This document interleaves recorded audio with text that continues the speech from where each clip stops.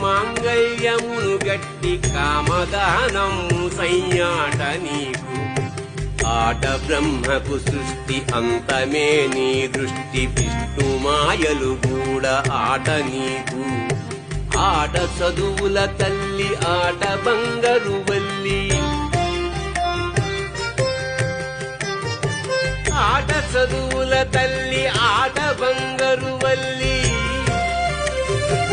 ఆటగద Sri Chakra సంచారిణి, ఆటగద Shiva,